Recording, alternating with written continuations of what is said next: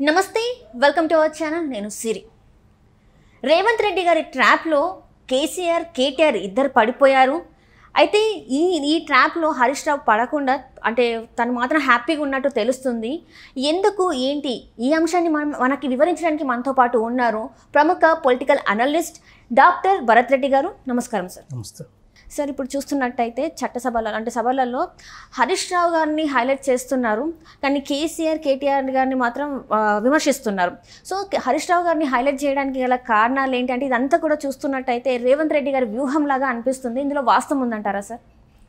Congress party మొదటి నుంచి కూడా ఒక టార్గెట్ను ఫిక్స్ చేయడం జరిగింది. కేసీఆర్ ఫ్యామిలీలో ఎవరు ముఖ్యులు అన్నప్పుడు ఖచ్చితంగా కేసీఆర్ తర్వాత కేటీఆర్ తర్వాత కవితనే ముఖ్యులు. హరీష్ రావు అనేది అల్లుడు హరీష్ రావుని కొంచెం సైడ్ చేయడం ద్వారా తనని అవసరమైతే కాంగ్రెస్ పార్టీకి కూడా లాగే ప్రయత్నం చేయొచ్చు. గత అనుభవాలను మనం ఒకసారి పరిశీలించినట్టయితే తెలంగాణ ఉద్యమం సమయంలో కేసీఆర్ ఓటమి చెందిన సందర్భంలో హరీష్ రావు వెళ్ళి రాజశేఖర రెడ్డిని కలిసిన సందర్భంగా ఉంది.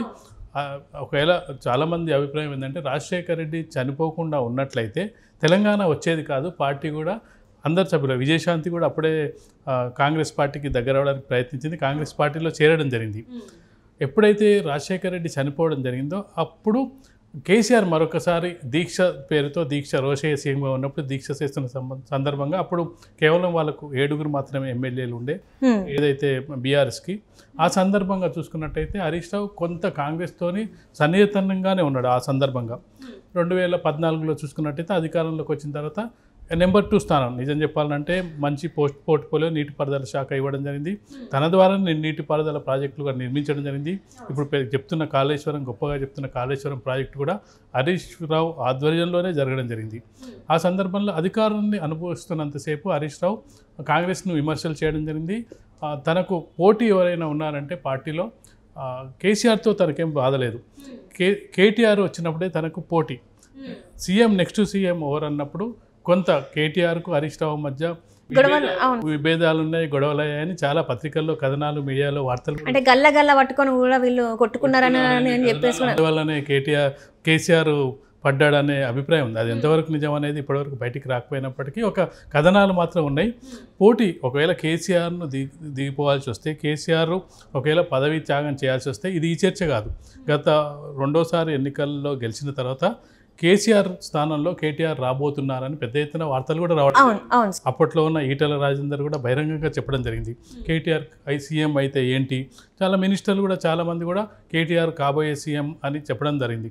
ఈసారి ఎన్నికల్లో గెలిచినట్టయితే కేటీఆరే సీఎం అవుతారనే ఒక అభిప్రాయం కూడా మనం చాలా సందర్భాల్లో చూసి ఉన్నాం. ఇలాంటి సందర్భంలో కేటీఆర్కు హరీష్కి పోటీ ఉంటుంది కానీ కేసీఆర్తో హరీష్ రావుకు పోటీ ఉండదు. ఎందుకంటే మామ చాటున పెరిగాడు, మామ ద్వారా రాజకీయాల్లోకి వచ్చాడు కాబట్టి మామను ఎదిరించే శక్తి అప్పట్లో చేయలేదు. ఇప్పుడు చేయడానికి కాంగ్రెస్ పార్టీ వ్యూహం పన్నిందా అనేది ఇక్కడ మనకు అభిప్రాయం. ఎందుకంటే మనం చూసుకున్నట్టయితే విమర్శల పరంపర అసెంబ్లీలో చూసుకున్నట్టయితే అందరూ కూడా కేటీఆర్ను మెయిన్ టార్గెట్ చేయడం జరుగుతుంది. కాంగ్రెస్ పార్టీ మంత్రులు కానీ కాంగ్రెస్ పార్టీకి సంబంధించిన లీడర్లు కానీ ఎమ్మెల్యేలు అందరూ కూడా కేటీఆర్ను టార్గెట్ చేస్తున్నారు. కేసీఆర్ సభకు రావట్లేదు, కేసీఆర్ను కూడా టార్గెట్ చేస్తున్నారు. నల్గొండ సభకు వెళ్ళాడు, అసెంబ్లీకి రావట్లేదనే విమర్శనైతే మూటగట్టుకున్నాడు కేసీఆర్. అసెంబ్లీకి ఎందుకు రాడు అనే విమర్శలు. అంటే ఇప్పుడు నాకు కాలు ఇరిగింది, నా ఆరోగ్యం బాగాలేదు, అందుకే నేను రావట్లేదు అని చెప్పేసిన కేసీఆర్ తీరా చూస్తే నేను ఇక్కడ కాళేశ్వరానికి రండి, నేను హెలికాప్టర్ కూడా రెడీ చేస్తా, మాజీ ముఖ్యమంత్రిగా ఎట్లాంటి లోటు చేయనని చెప్పిన రేవంత్ రెడ్డి గారికి ఇక్కడ రాకుండా తీరా చూస్తే అక్కడ నల్గొండలో పెట్టడం వల్ల ఏంటంటే కావాలన్న యాక్షన్ చేస్తున్నారు. ఇంకొకటి ఏంటంటే ఎక్కడో భయం పట్టుకున్నది కేసీఆర్కి, అందుకే ఇట్లాంటివి చేస్తాడు, మళ్ళీ సెంటిమెంట్ని రెచ్చగొట్టే ప్రయత్నాలు చేస్తున్నాడు, నీళ్ళ గురించి మాట్లాడుతున్నాడు అని చెప్పేసి కూడా వార్తలు వచ్చినాయి. ఇందులో వాస్తవం లేదంటారా సార్? మరి అక్కడ చూస్తే ఆరోగ్యంగానే కనబడ్డారు మనకి. కేసీఆర్ కేటీఆర్ సెల్ఫ్ డిఫెన్స్ చేసుకున్నట్టుగా కనిపిస్తుంది. జనరల్గా ఏ ప్రభుత్వం ఏర్పడ్డ తర్వాత అయినా ఒక 6 నెలలు 3 నెలలు సమయం ఇస్తారు. వాళ్ళు ఏం చేస్తున్నారు, ఏం చేస్తారు, ఏం చేశాక మనం విమర్శలు ప్రారంభించాలనేది ఒక కొంతవరకు సంయమనం పాటిస్తారు. నెల రోజులు దాటకముందే కేటీఆర్ విమర్శల పరంపర కొనసాగించడం జరిగింది. ఆ విమర్శల పరంపరలో భాగంగా కాంగ్రెస్ పార్టీ కూడా ప్రతి విమర్శలు చేయడం జరుగుతుంది. మనం మొదటి 10 రోజులు 15 రోజుల వరకే ప్రశాంతంగా ఉన్నదని చెప్పొచ్చు. తెలంగాణ రాజకీయాల్లో కాంగ్రెస్ బీఆర్ఎస్ మధ్య వేడి లేకుండా ఉన్నది. 15 రోజుల అనంతరం నుంచి ప్రారంభమైంది. ఇప్పుడే ఎన్నికల ఉన్నంత ఘాటుగా విమర్శలు మనం కొనసాగుతున్నాయి. అసెంబ్లీలో అయితే చాలా విమర్శలు చేసుకుంటున్నారు. బీఆర్ఎస్లు చెప్పేది అంటే మొత్తం మేమే తప్పులు చేసినట్టు శ్వేతపత్రాలు విడుదల చేస్తూ మమ్మల్ని బదనాం చేసే ప్రయత్నం చేస్తున్నారు, అందుకే మేము కౌంటర్ ఇవ్వాల్సి వస్తుందనేది బీఆర్ఎస్ అభిప్రాయం. కాంగ్రెస్ చెప్తున్నది ఏంటంటే మీరు ఏం చేశారో మేము చెప్పాలి కదా, మీరు ఇన్ని అప్పులు చేశారు, ఇంత చేశారు, ఇవన్నీ చెప్పి శ్వేతపత్రం విడుదల చేయడానికి మేము ప్రయత్నిస్తున్నాం.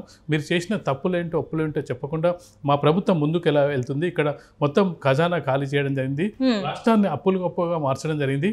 ఇలాంటి సందర్భంలో మేము ప్రజలకు తెలియచెప్పాలి. ఈ విమర్శల పరంపరలో చూసుకున్నట్టయితే కాళేశ్వరం మనం చూస్తున్నాం. కాళేశ్వరం చుట్టూ, విద్యుత్ చుట్టూ, నీటి చుట్టూ, ఈ చుట్టే రాజకీయాలు నడుస్తున్నాయి. అసలు వేరే అంశాలు ఏవి ప్రస్తావనకు రావట్లేదు. కాంగ్రెస్ పార్టీ పెట్టుకున్న 6 గ్యారంటీలకు సంబంధించి 6 గ్యారంటీలు మీరు ఎప్పుడు అమలు చేస్తారు? 9వ తారీఖు డిసెంబర్ 9 నాడు మీరు ప్రారంభిస్తారని చెప్పిన పథకాలు కేవలం 2 ఇప్పుడు అమలు అవుతున్నాయి. ఒకటి మహిళలకు ఉచిత బస్ సర్వీసు, రెండవది చూసుకున్నట్టయితే మనకు గ్యాస్ సిలిండర్, ఆరోగ్యశ్రీ 10 లక్షల వరకు. ఇప్పుడు లేటెస్ట్గా గ్యాస్ సిలిండరు, అలాగే ఉచిత కరెంటుకు సంబంధించి ఇప్పుడు ప్రక్రియ ప్రారంభమైంది. అది వచ్చే నెల నుంచా వచ్చే నెల నుంచా తెలియదు. ఈ 4 అంటే 6 గ్యారంటీలు పేరు చెప్పినప్పటికీ టోటల్గా చూసుకుంటే 13 గ్యారెంటీలు ఉన్నాయి. 13 గ్యారెంటీల్లో ఈ 2 గ్యారెంటీలు కూడా అమలైతే 4 గ్యారెంటీలు అమలైనట్టుగా ఉంటుంది. ముఖ్యంగా చూసుకుంటే కాంగ్రెస్ పార్టీని బీఆర్ఎస్ విమర్శిస్తున్నది ఒకటి రైతుల రుణమాఫీకి సంబంధించిన అంశం ఒకటి, మరొకటి ఇప్పటి వరకు రైతు బంధు పడలేదనే అంశాన్ని పెద్దగా ప్రస్తావించడం జరుగుతుంది, నిలదీయడం జరుగుతుంది. ఈ మధ్యకాలంలో అసెంబ్లీలో కోమటిరెడ్డి వెంకటరెడ్డి కూడా హరీష్ రావుని విమర్శిస్తూ నువ్వు మా పార్టీలోకి వస్తే నీకు దేవాదాయ శాఖ మంత్రి పదవి కూడా ఇస్తామని చెప్పడం జరిగింది. అయితే హరీష్ రావు నేనే సీఎంగా అవుతానని చెప్పడం జరిగింది. అంటే నేను సీఎం అయ్యి కాళేశ్వరంలో ఏమైతే ఉన్నాయో అవన్నీ నేను రిపెల్ చేస్తాను, చేత కాకపోతే నేనే సీఎం అవుతాను. సీఎం ఎలా అవుతారు అనేది కూడా ప్రశ్నించడానికి. ఎలా సీఎం అవుతావు నువ్వు? అక్కడ వాళ్ళకి 64 సీట్లు ఉన్నాయి, నీకు 39 సీట్లు ఉన్నాయి. అంటే నీ పార్టీ నుంచి 20 మందిని చీల్చుకోని రమ్మని చెప్పి కాంగ్రెస్ వాళ్ళే డైరెక్ట్గా నీకు హరీష్ రావుకు ఆఫర్ ఇస్తున్నారు. ఆ ఆఫర్ ద్వారా ఏంది, కేసీఆర్ని ఒక పక్కకు విడదీసి హరీష్ రావుని పక్కకు జరిపే ప్రయత్నం చేస్తున్నారు. ఆ ప్రయత్నంలో భాగంగా హరీష్ రావు ట్రాప్లో పడ్డాడా, లేదంటే నిజంగానే అతను వాళ్ళని వదిలించుకునే ప్రయత్నం చేస్తున్నారా అనేది మరికొన్ని రోజుల్లో తెలిసే అవకాశం ఉంది. ఈలోపు ముఖ్యంగా కాంగ్రెస్ పార్టీకైనా బీఆర్ఎస్కైనా ముందున్న సవాల్ ఏంటంటే లోక్సభ ఎన్నికల్లో కనీసం వాళ్ళు గౌరవప్రదమైన సీట్లు గెలుచుకోగలిగితే ఆ పార్టీలో 39 మంది ఎమ్మెల్యేలు కొనసాగే అవకాశం ఉంటుంది. లేదు 1-2 సీట్లతోటి ఒకవేళ తగ్గిపోయినట్టయితే ఖచ్చితంగా కూడా బీఆర్ఎస్ పార్టీ ప్రమాదంలో పడే అవకాశం ఉంటుంది.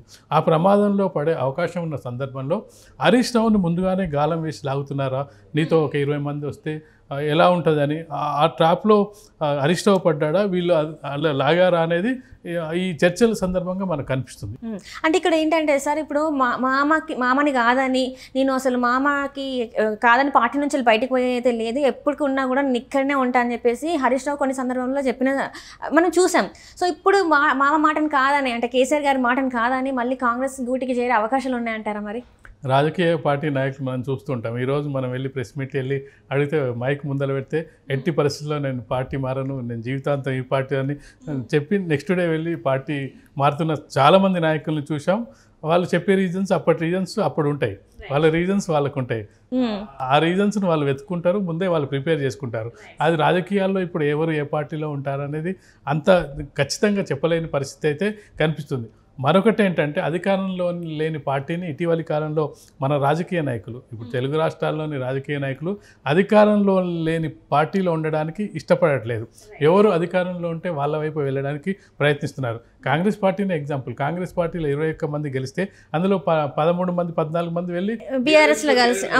ఇప్పుడు కూడా చాలా మంది కాంగ్రెస్ పార్టీ నాయకులు ఏమంటున్నారు, 20 మంది మాకు రావడానికి రెడీగా ఉన్నారు, ఆల్రెడీ కలుస్తున్నారు, మేమే ఇంకా యాక్సెప్ట్ చేయట్లేదని చెప్తున్నారు. మాజీలు చేరుతున్నారు.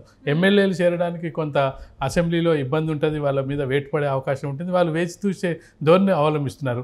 మాజీలు ఉన్నారు, తీగల కృష్ణారెడ్డి లాంటి వాళ్ళు, మన మేయర్ మాజీ బొంతు రామ్మోహన్ లాంటి వాళ్ళు, ఇక్కడ డిప్యూటీ మేయర్ భర్త శ్రీలతారెడ్డి ఇక్కడ డిప్యూటీ మేయర్ కూడా వెళ్ళి కలిసినట్టు. అధికార పార్టీ వైపు బీఆర్ఎస్ నాయకులు వెళ్తున్నట్టుగా కనిపిస్తుంది. ఈ వెళ్ళే క్రమంలో హరీష్ రావు ఎక్కడ ఉంటాడు, ఏ స్థానంలో ఉంటాడు అనేది మనకు మరికొద్ది రోజుల్లో తెలిసే అవకాశం ఉంటుంది. Right sir, right. Thank you so much sir. Thank you.